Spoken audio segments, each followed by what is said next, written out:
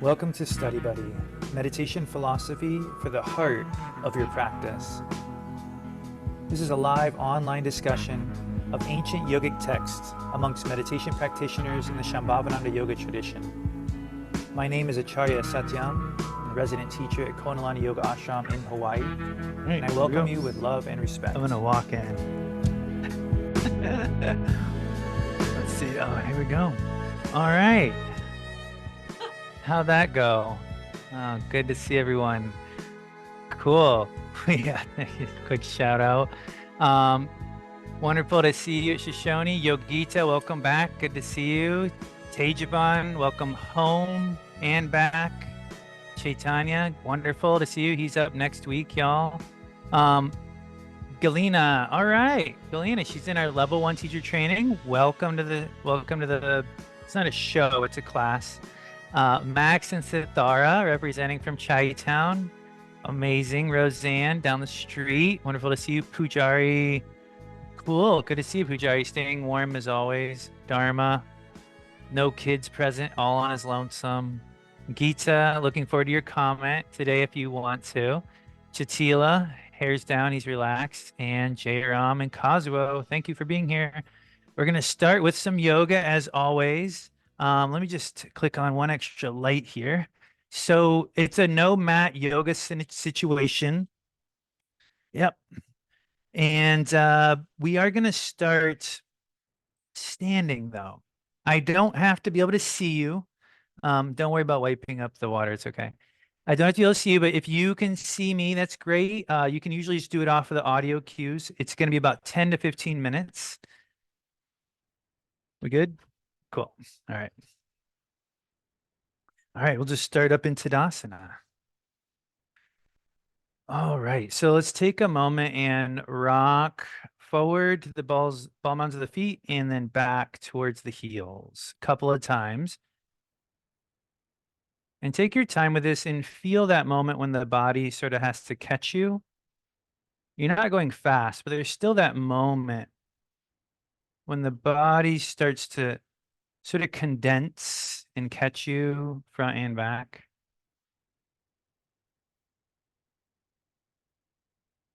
Cool. And then we'll just make a couple of easy circles, just feeling your feet, feeling the edges of the feet. As Abaya often cues, try going just a little bit slower than you were a moment ago. Other direction.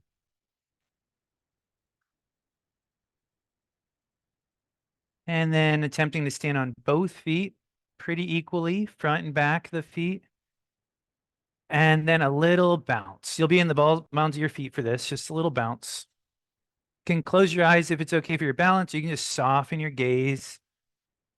10, 9, 8, 7, 6, 5, 4, and then shake 3, 2, 1.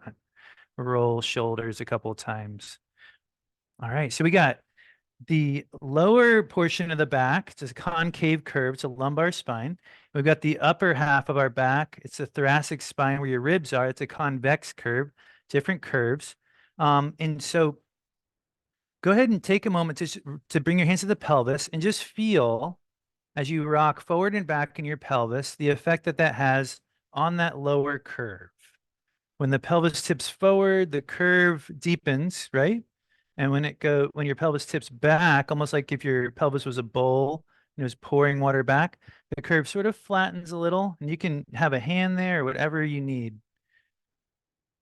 And then take your time with those motions smaller and smaller until you feel like it's a healthy, supportive curve that's neither too deep or too flat. And it's going to change. It's going to be something you have to feel. We're not going for right or wrong here. And usually what I notice is when I find that supported curve, there's a little bit of tone in the front. I'm not just totally relaxed. There's a little bit of tone, and it's very natural, and it's very sort of like automatic. So from there, we're going to keep that tone, and you're going to do a couple of, they're called controlled articulate articulating rotations of the shoulder, cars. And so from here, the arm, let's say your left arm, is going to come forward and make a very slow circle up. When it gets to the top, the palm turns out. I'm right at a fan, so I got to step up. And you're reaching back. As you start reaching back, watch that you don't splay the ribs and deepen that curve. So to keep that tone on the front body. Take your time as you come back up, the palms facing out. Come all the way to the peak. The palm turns in and then forward. Good. Revisit a couple of pelvic tilts. Finding that neutral middle space where there's a little bit of tone in the front body. And then other arm. So slow, you're going for like range of motion here. And when you get to the top, you got to turn the palm out and then feel that cross line down to the opposite hip. Feel the tone, the sort of the X-shaped tone across the front body.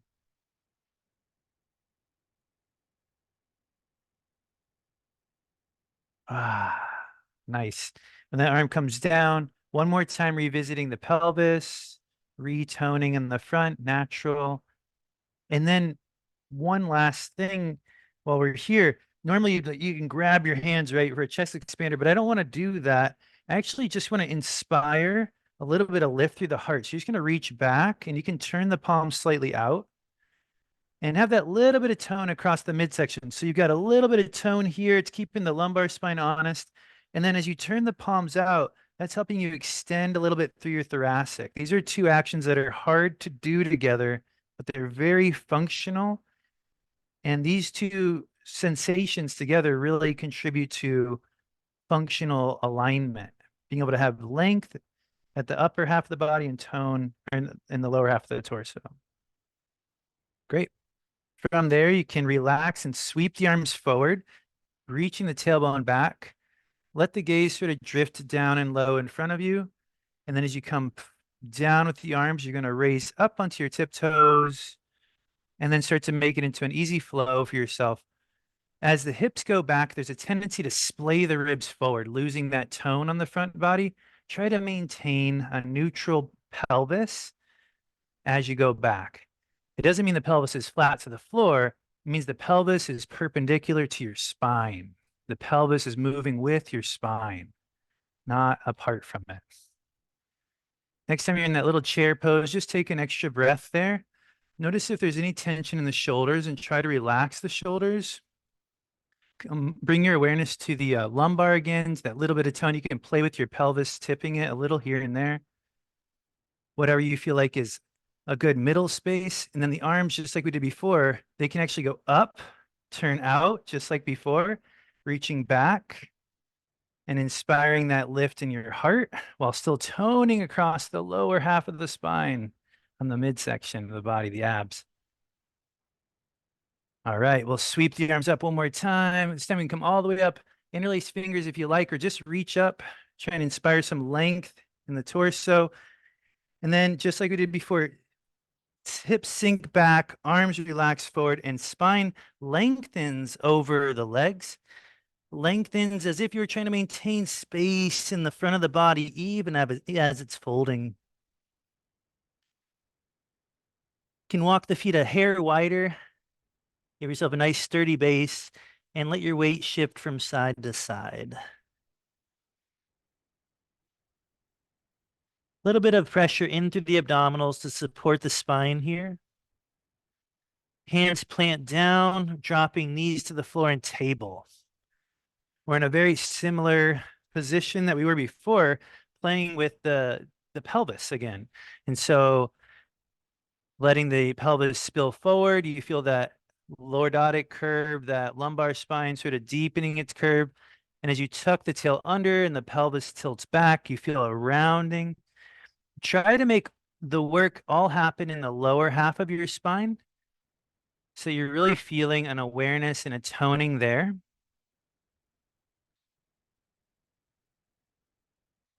The next time you pull the abdominals in and you're rounding that lower half of the spine up towards the ceiling, pause for a moment.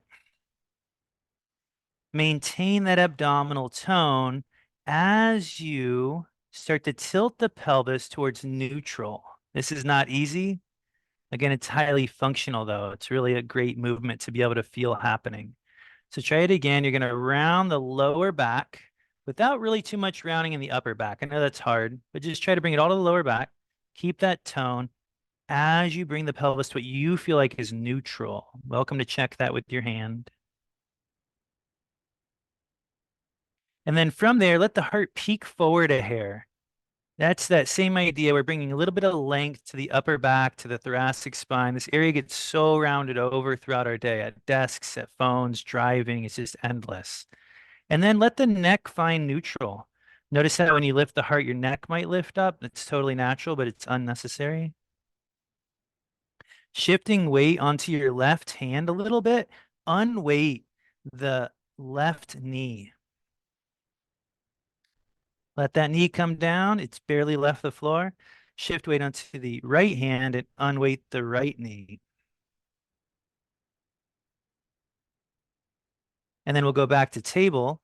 As you glide the left leg back, your weight will naturally reside in your left hand and your right knee, sort of a diagonal, that X that we were talking about earlier across the midsection. And from there, you can allow the right arm to slowly fan up and out to the side, inspiring just the beginning of a twist, just the beginning of a twist while you're maintaining that abdominal tone. And then coming back down the table, knee drifts back into table, right leg glides back. Pay attention to your pelvis. You might have to do little micro adjustments to feel supportive. The left hand starts to slowly glide out laterally. Feel the work that it takes to maintain stability. Inspire just a hair of twist. And then we're coming back down the table. Glide knee in. Good. Pausing for a moment. Bhaktasana. Breathe into the lower back if possible. It's sort of a neglected space of awareness for our breath. And it's actually proprioceptively speaking, a lot of people can't feel their low back. They really don't feel much back there. And that studies have shown leads to injury. So breathing into your low back can bring more awareness there from the inside out. And according to studies, can literally itself be a great preventer of low back injury.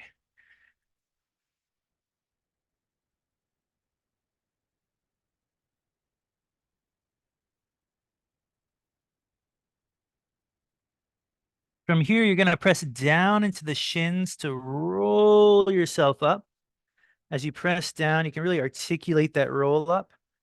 We can do a couple more of those controlled shoulder articulations. One arm can reach forward, right from where it's at. Keep the other hand sort of on your abdominals to keep a tone there. Turn palm out, reaching back, feeling that lift in the heart as you keep that slight tone across midsection. Take your time coming back up.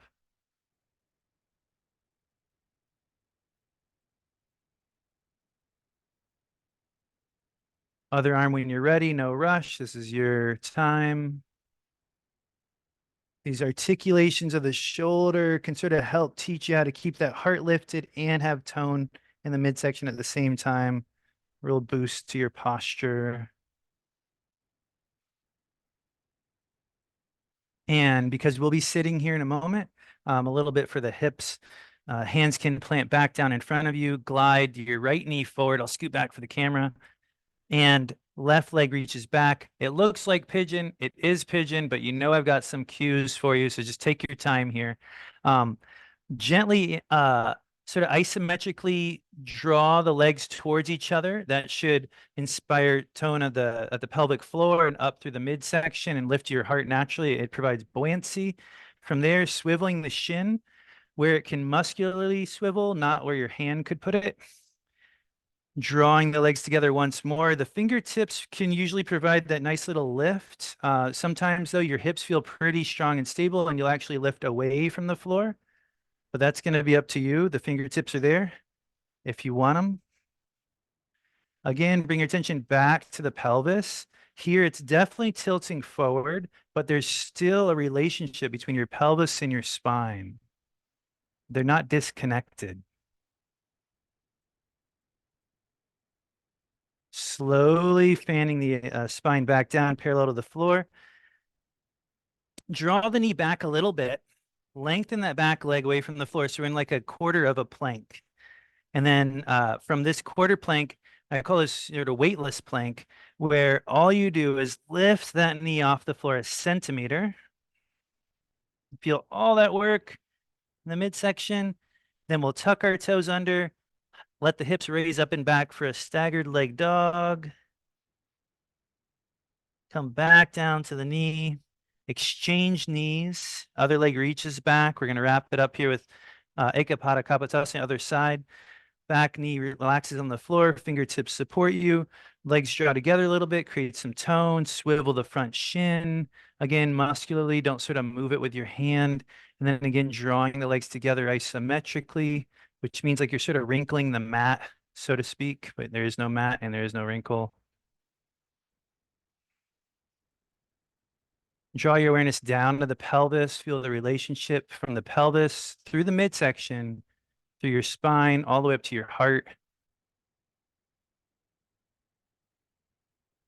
And finishing like we did the last time, we'll bring the hands forward, unswiveling the shin, drawing the knee back a little bit, lifting back knee, invisible sort of weightless plank as the knee just lifts a hair. Tuck toes, staggered dog. Cool. And then from there, both feet can come forward. Little tuck of the tail, pressing down through the feet, rolling spine up slowly. When you get to the top, roll the shoulders back a couple times. And as always, just take the last minute for yourself, any kind of posture that would feel good.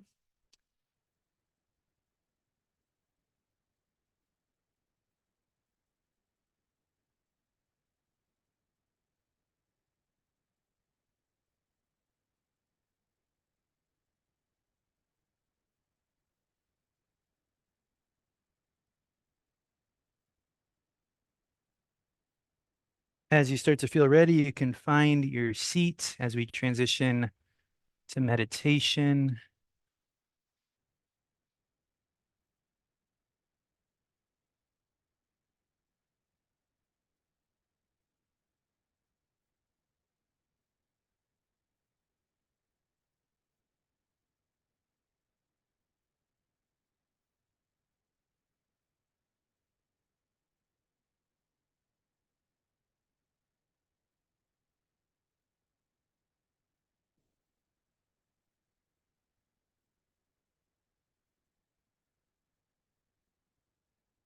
Thanks for this. Oh, good. So guess what? Your pelvis is still connected to your spine, even right now. So notice the relationship between your pelvis and your spine as you sit. You can tilt the pelvis a couple times. Try to find, ooh, where is that middle space where there's support and stability? And from there, you might feel that length in the from the heart.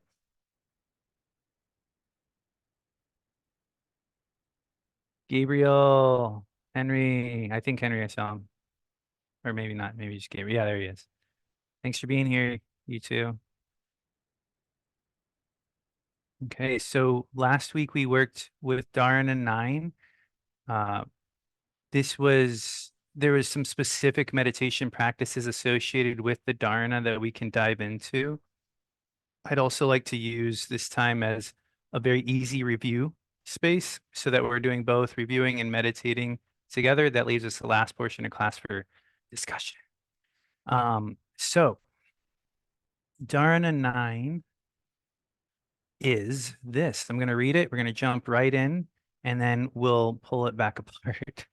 So here we go. Ready? From your seat. Imagine the 5 colored circles of the peacock tail to be your 5 senses in illimitable space. Imagine the five colored circles of the peacock tail to be your five senses in illimitable space. Now let their beauty melt within.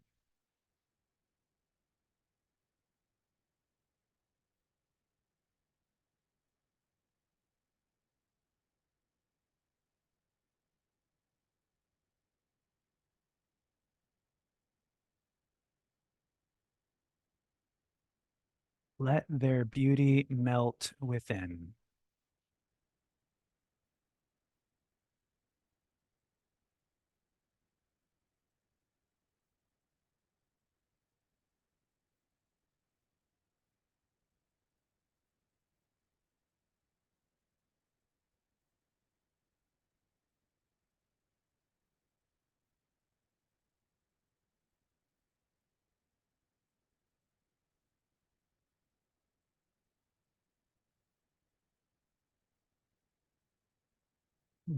For the sake of this portion of the meditation, you can quite literally imagine or just take in the scene that you're in, imagining this beautiful scene, imagining this beautiful space, sounds, whatever it might be, just appreciating the beauty. It literally could be the shrine in front of you. And as a way of reaching through the object to the source of it within us, we're allowing that beauty to melt within, not pushing it away, not pulling it in, but letting it melt inwards.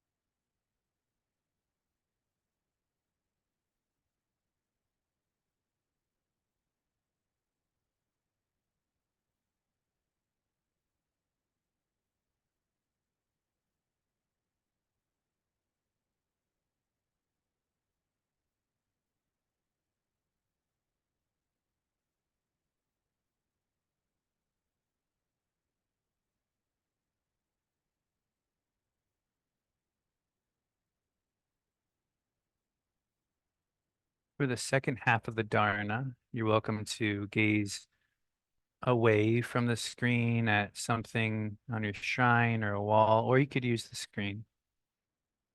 But you'll probably have your eyes open for this portion. You can try it. Similarly, at any point in space or on a wall, until the point dissolves.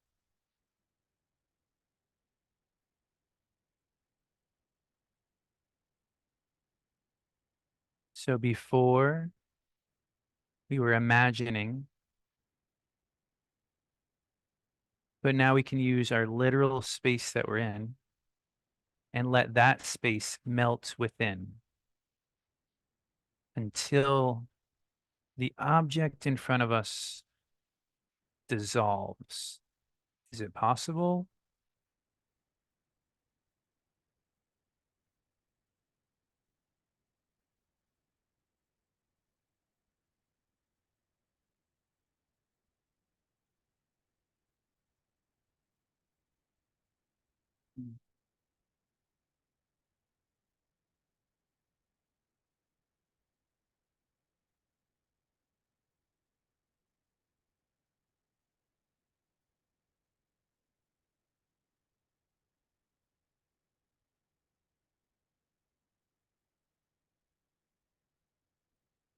Similarly, at any point in space or on a wall, until the point dissolves, then your wish for another comes true.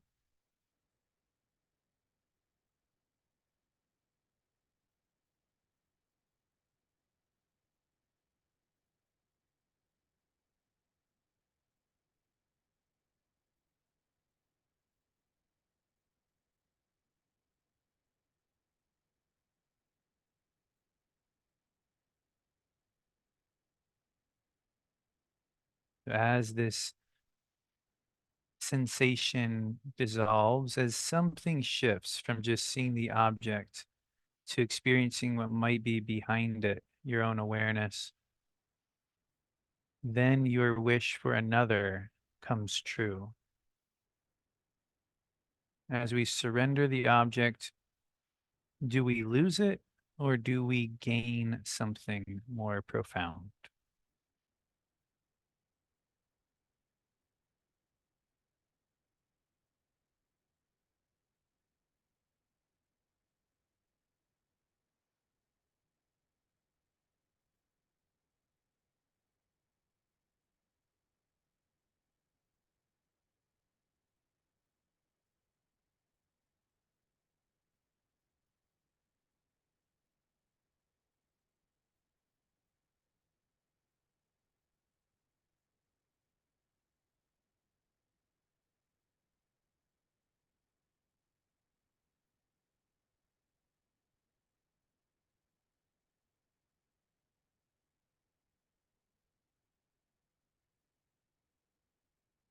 You're welcome to sustain this work that you're doing or to move in your seat. But I wanted to read Swami Lakshmanju's meditation instruction on the Dharana from the state that you're in. He says, you must concentrate simultaneously on the void while experiencing each of the five senses. It is nothing, it is only a void and nothing else, the senses. Then you have to forcibly concentrate that these are nothing, that these objects are nothing. What I see, what appears to me is nothing. What I hear is nothing. What I touch and what I get as a sensation of smell, it is nothing. It is only sunya. It is only seeing as energy. So just a note there, the nothing is referring to that energy. Just seeing only, hearing only, not to analyze that. There it ends. And when I feel smelling, there ends that. At the time of that sensation of smelling, you must end it there. You must not go further. You must not go beyond that so that you will avoid being entangled in the world of the senses.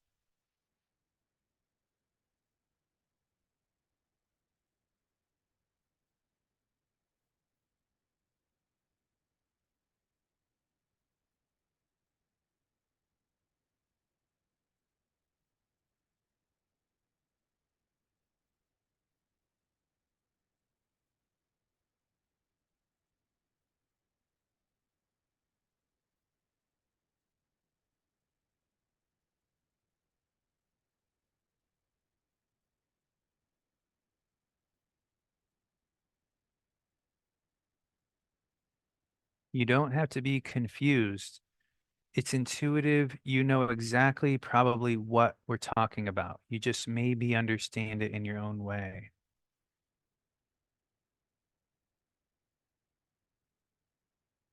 It's simply the ability to have sounds and sensations around you and to observe them without interacting, without making a story out of it, as Gita was saying last week.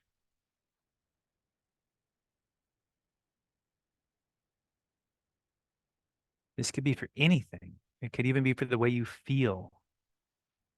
Maybe you feel agitated, tired, maybe you feel excited. You can observe that too.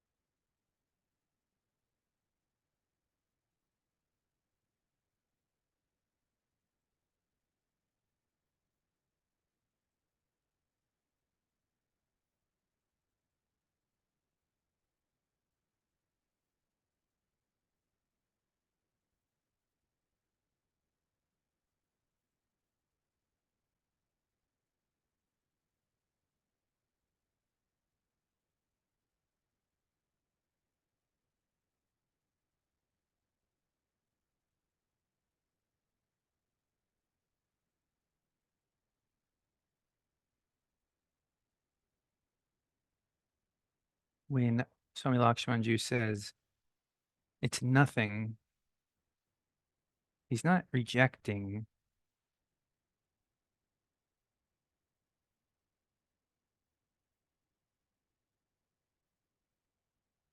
I think he's just trying to help us relate to these objects in a different way.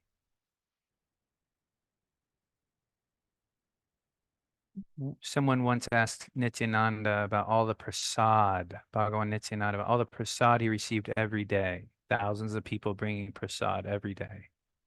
All these things, these objects, lots of things that could be distracting. And Nityananda responded, it's all just dust.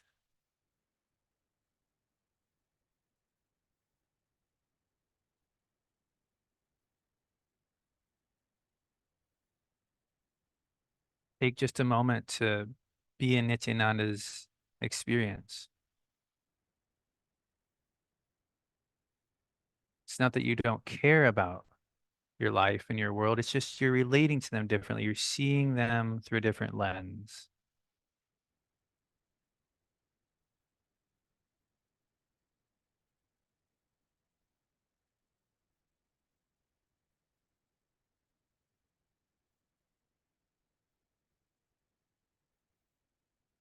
Let yourself fully exhale. Don't force it, but just let yourself fully exhale and feel that space of emptiness at the bottom of your exhale. And try to just sort of be there for a moment before the breath draws back in.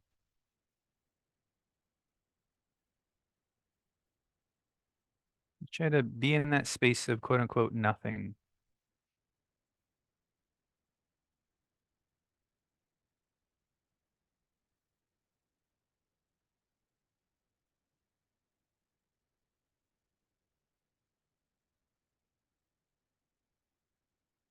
And maybe you breathe in a little bit lighter than normal. Maybe even a little bit, just a little bit less. That's not overwhelming. And you can sort of stay in touch with that feeling of less.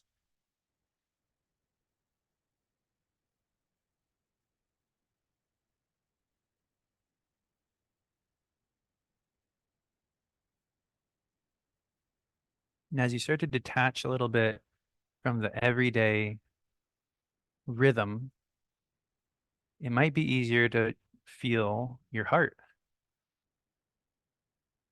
As soon as you release that grip externally, even just a little,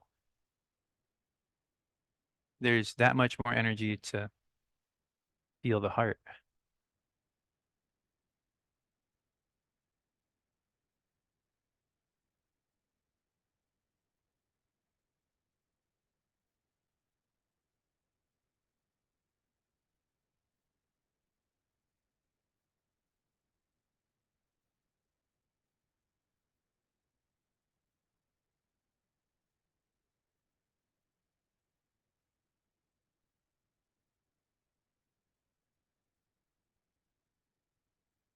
As Jayadeva Singh concludes in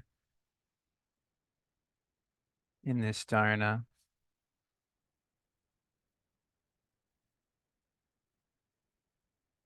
from the point of view of the human mind, Shiva is most void. From the point of view of reality, though, Shiva is most full, for Shiva is the source of all manifestation.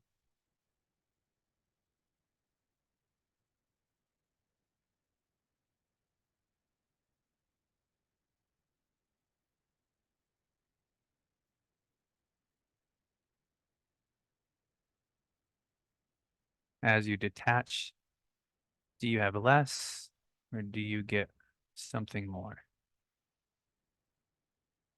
Let your attention draw towards the heart, our last few minutes of meditation. Feel that exhale drawing you towards this quote unquote nothing void space.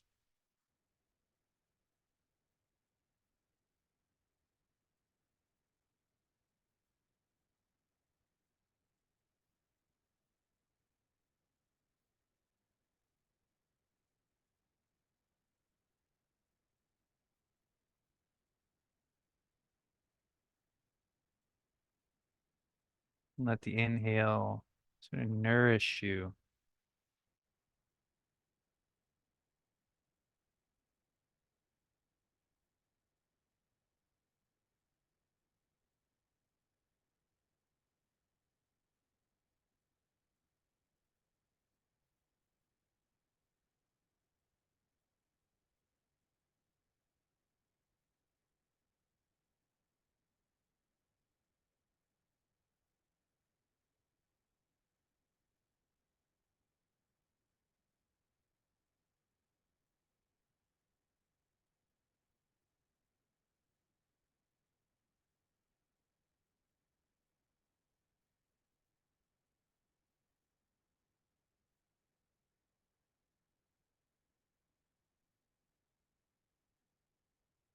Take the last minute or so to just notice if there's more awareness in your heart. If you can sense a subtle shifting of the percentages.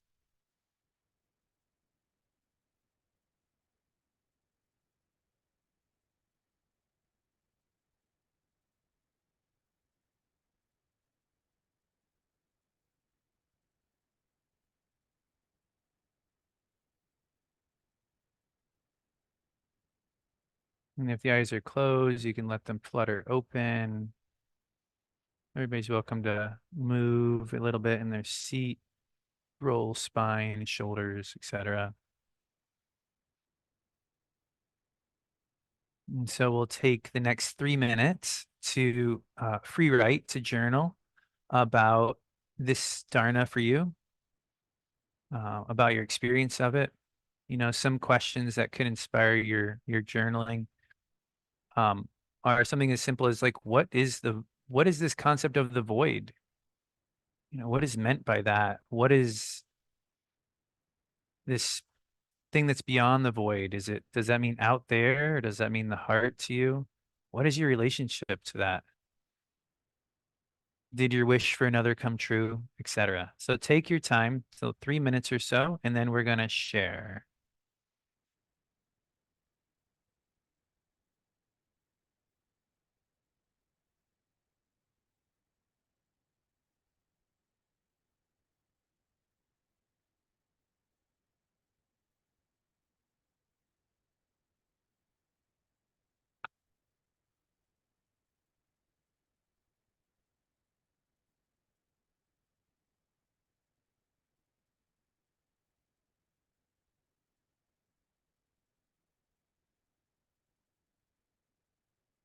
Tricks with free writing is to not self-edit and to try to let yourself write continuously. I know that can be hard, but it does help break you out of your head.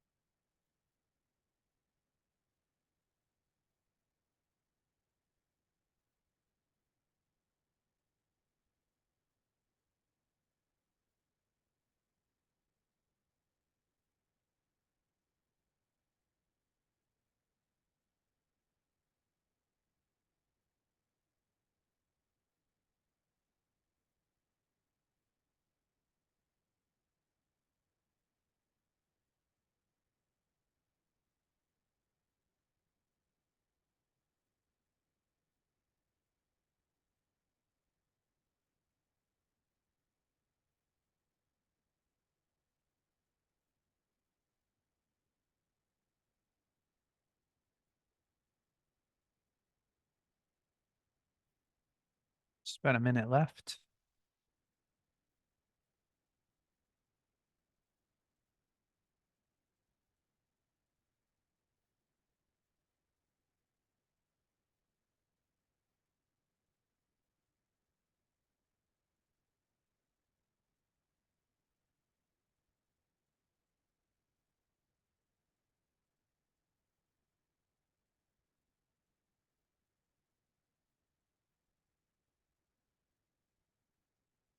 for the last 30 seconds or so, if you want to reread what you wrote, underline keyword or phrase, and eventually throw a keyword or phrase into the chat box to get our discussion started.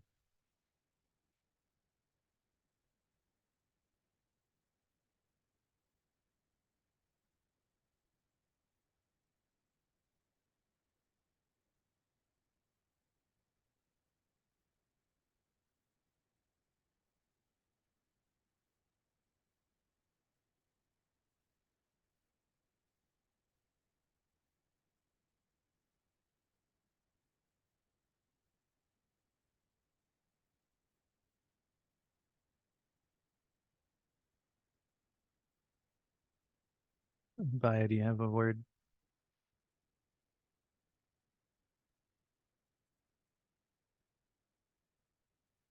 You have one? Shiva.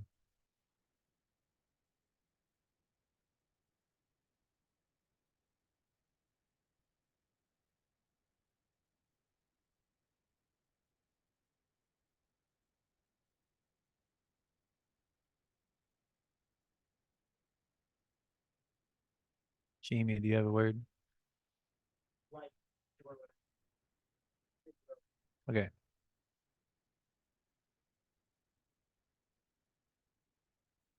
All right, let's hear some words.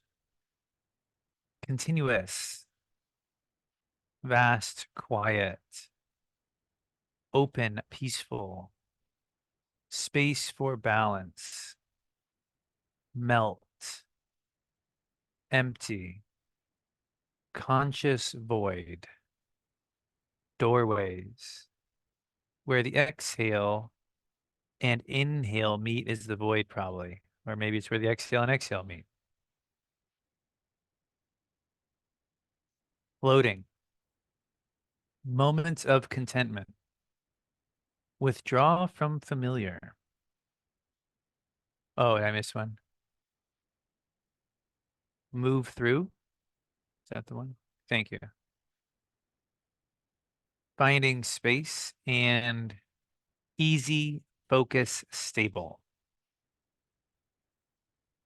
All right, well, let's not waste any time here. Can I get a volunteer? And it could be someone in this room. There's a mic right there. Um, to elaborate on their key point, anything they might have experienced during the last week or during this meditation or what they wrote. Time is precious, folks. Go for it.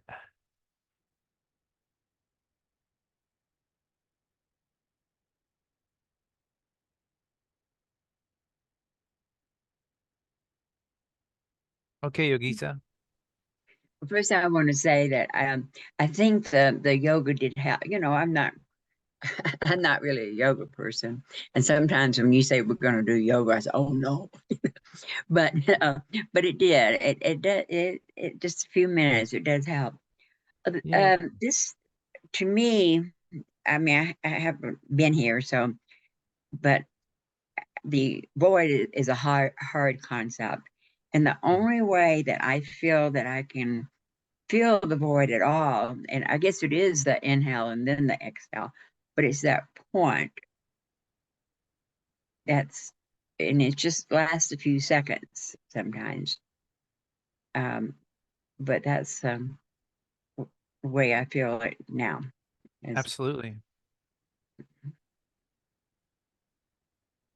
Yeah, honestly, we don't what I don't remember working with the void much, in our practices and the teachings that I've only heard on it in our tradition was simply what Swami Muktananda told Babaji that beyond the void is Shiva. So we don't have a ton of work on that, but here it is in the Dharana. And so yeah, the teaching from Lakshmanju was one way of helping us interpret that concept where it's like see the image, the object, and just be like, it's nothing. And then Paul Reps had another take on it where he was saying, melt into the experience, and that will take you to this space too. And then the breath and is probably the most practical space that you're talking about.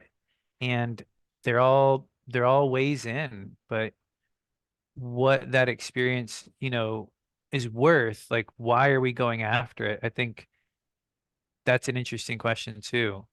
What is your why is it what feels valuable about touching the void to you, Yogita? Well, I quit thinking and I quit feeling, and for a moment there's a nothingness, and then I feel my heart opening more, and um yeah, it's Perfect. kind of like I feel more of the vastness. I have a hard time getting away from my body, but I do at that moment I do have a sense of vastness. Nice. Anyone else want to chime in on their experience or why they find it valuable to encounter, to touch this space that we are calling the void in this discussion? I'm really curious, Gita, and then Sithara.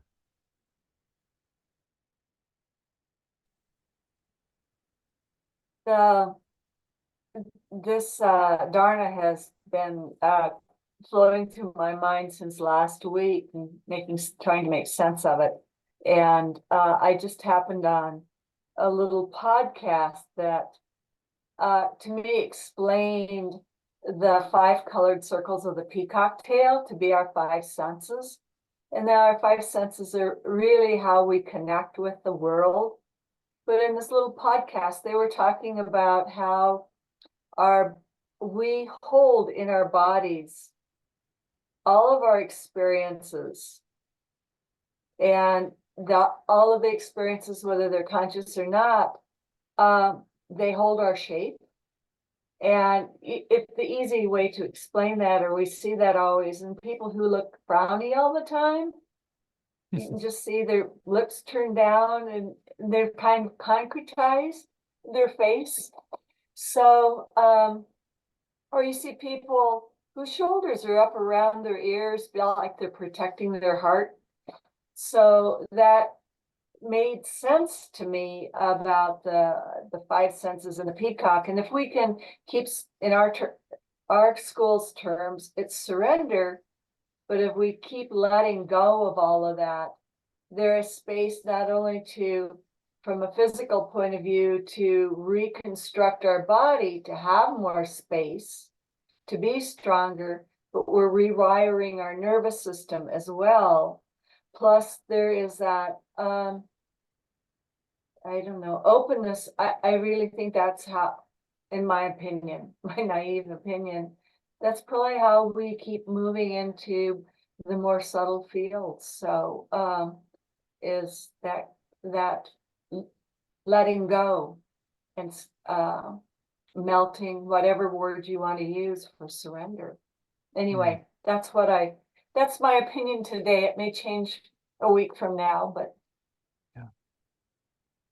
Amazing. I really feel like you touched on a pretty subtle aspect of this teaching. If you all remember, in the overview of the tattvas, and for anybody who wasn't here last week, just enjoy this for what it is, but it's all good.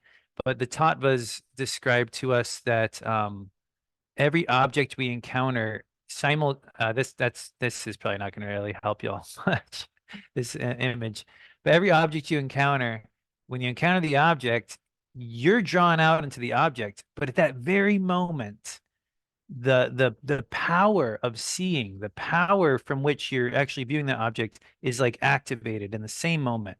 And so we're always drawn to this object, but there's something happening in us simultaneously. And for the purpose of our discussion, and to my understanding, to the purpose of the discussion in the introduction of Kashmir Shaivism, the idea is that we've all heard this term, you create your own reality. And I'm looking around like, I didn't create this stuff that I'm looking at around me. Well, it's like, no, but you are responding to these objects in a very specific way that is literally creating your experience of reality. And so, as Abaya often teaches in yoga, which has been, I feel like, years in the making, because this is something you can just say, but I feel like it's taken years to really try. she'll often say like, if you're not enjoying how you're doing this posture now, change the way you're doing it so you do. And it really puts the power in your hands. It's saying, if this doesn't feel good, move in a way that does. Because as she'll often say, if you aren't enjoying what you're doing in this posture now, it's not like you're going to magically arrive at a destination of joy. You're going to sort of reap the fruits of those seeds that you're having right now, that you're planting. And so it's this really subtle thing where we are perpetuating our reality constantly. And it's really hard to change that, but we can through surrender, not by rejecting the objects, but by learning how to interact with them while maintaining inner awareness so that you can subtly start to change those perpetual pattern responses. And so in this chapter, it's talked about in the sense of like the void, where it's just saying like surrender, like be inside in this space while you interact with these objects. And that opens the door to change. So Geetsa, thank you for sort of touching on uh sort of that, it feels like that next layer of like this dharana in action, like this dharana, how what it's doing. Thank you for opening that up. Any questions, comments, responses to that moment? You guys have all heard you create your own reality, right? Like we've all heard that phrase. And I personally, to be honest, I feel like I've never really known what to do with it. And these kind of moments go, oh, I think I'm starting to sort of see how that's true and how I can participate in that. So I don't know if that landed for any of you. Oh, yes, Ithara had a comment before. I just didn't know if it was about this. So I wanted to give this a little space. Cool. Okay, well, we'll let that dissolve. And Sithara, if you'd like to jump in. Yeah, I mean, I think it's related to both what Gita and Hold on, let me turn you up real quick. saying, sorry, I can talk louder too. Okay. I think it's related to both what Gita and you were saying, and I think that is that our perceptions kind of turn into patterns and samskaras. And for me, that connection or really meditating on that experience of the void is kind of that void creates the space to dissolve those perceptions and behaviors and all of those things, right? Like we get so engulfed in them that they feel so big. And that space is what kind of melts them away. Thank you. I feel like you're really coming from a very informed perspective because of the work that you do, trying to I wouldn't know exactly how to phrase the work that you do, but I know that you work would you say, is it with trauma related aspects? It's just therapy related social work. And so yeah, trying to help people feel like any space between them and their challenge is this massive accomplishment, like any space.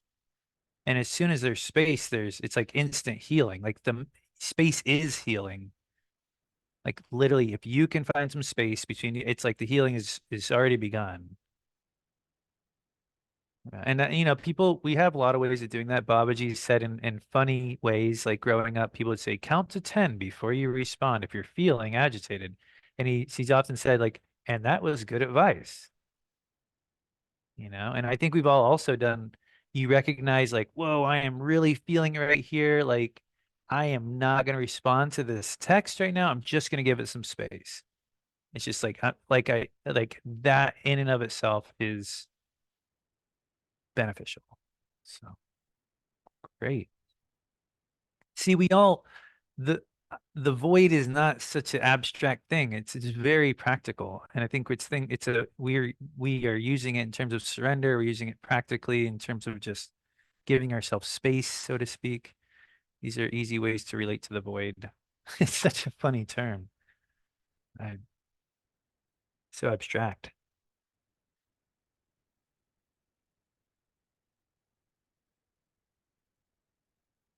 Oh, we have a comment, but you got to just grab that mic.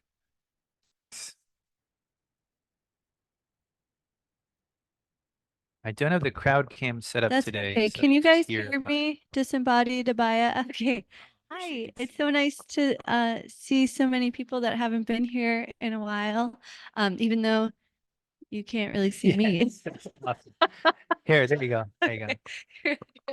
Um, I'm going to try to put this into words. It's not really about the void, but what was kind of special for me about this Dharana is the idea or the experience that our senses in themselves are beautiful. Like I feel like before this, it was kind of like, oh, my senses are neutral. They might sense something that's beautiful or not beautiful, accept, reject, yada, yada, yada. But this Dharana made me feel like, whoa, like my perception in itself is beautiful and magical, whether I'm like right now I'm looking at a stool, a really boring, plain here it is. This stool, you've seen it before. It's the archetype of a stool. But if I can be inspired by the Dharana and go into that space where my senses and my observation, like separating from my senses, are beautiful within themselves, the stool becomes a lot more alive, so anyway, I was just enjoying, and I feel like it goes to you create your own reality. Like if you're like, wow, my senses are magical in themselves and I don't need this certain stimuli to experience beauty, it's pretty liberating. So that's all. Nice. I see some nods in the room and maybe a few online. Oops, I guess I got to do the camera again. But yeah, thank you, Abaya.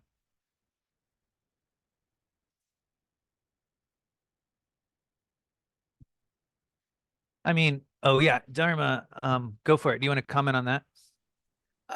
It came up for me while I was speaking, but it's not directly related, but the thought was that the void is full when it talked about in reality with the capital R, Right, I can pull that up. Oh, let's see, go ahead. that it's full of potentiality because there's nothing that's happened. So anything can happen. In the moment something happens, the potentiality is gone. So the only place where all potential exists is in the void.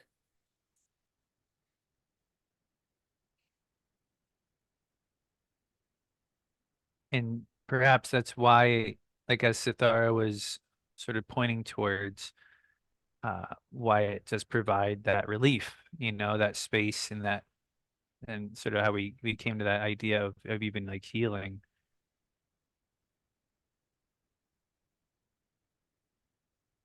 Yeah, I mean, we go to satsang with Babaji, and I mean, everybody here can attest to, like, you go to satsang, you don't appear to have done anything in particular to resolve your challenges in life, and then after satsang, you feel really good, like really, really good. I mean, not always, but a lot of the time. And you're just like, what? You can sometimes see yourself being like giddy energy, or you're just like, I want to go for a run. Like you just feel like I got energy. I was tired before. It's like, how is that possible? So like what Dharma's alluding to, that source of all potential, you tapped into it. Oh boy, we went over time. Um, Also, I just wanted to say that I really appreciated Abaya's comment, because I think that sort of an overlooked part of this Dharana is the beauty and the melting.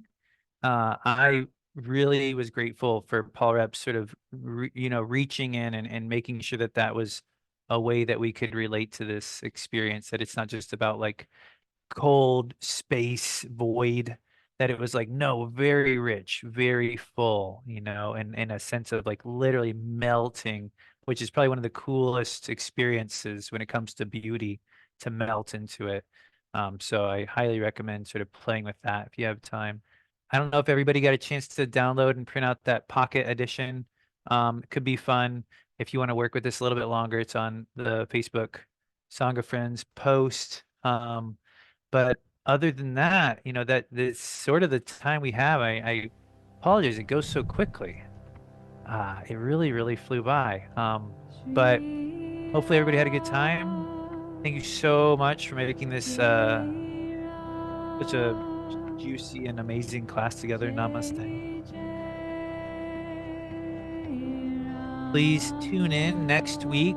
Chaitanya is going to be guiding us in another storytelling adventure. We'll have some kirtan and meditation. It's the full package. And any other announcements? Our wisdom training is starting. It's a 1-2-week online experience.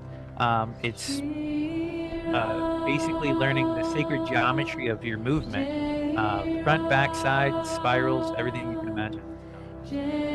With that, thanks again, everyone, for being here.